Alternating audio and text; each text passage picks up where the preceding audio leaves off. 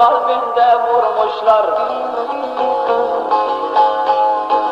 Yoluna tuzak vurmuşlar. Lolo Musto artık uyan, al silahın dağa dayan.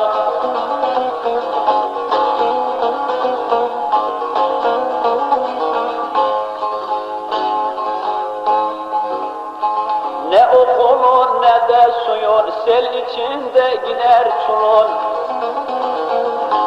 Ağzın kitli suskun dilin, Lolo Selim sen de uyan, al silahın dağa dayan.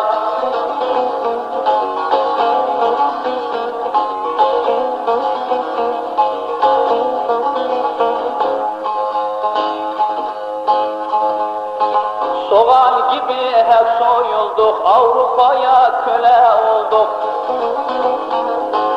Yeter artık çok uyuduk, Lolo Haso artık uyan, al silahın dağa dayan.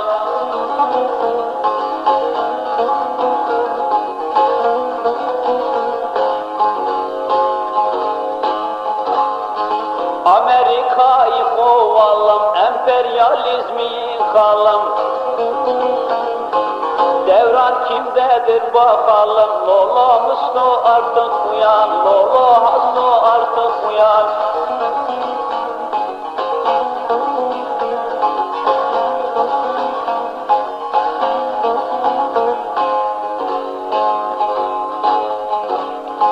Anadolu'nun eriyim, şu itlere köle miyim?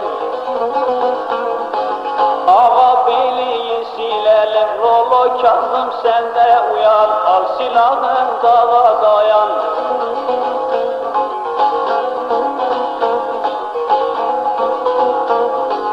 Ağa beyliği silelim, Lolo Hasan artık uyan, al silahın dağa dayan.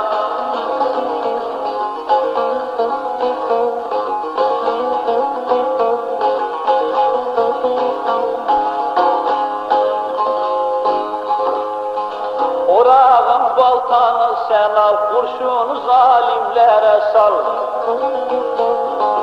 Senin oğlan geri al, senin oğlan geri al. Lolo Papur sen de uyan, al sazını dağa dayan.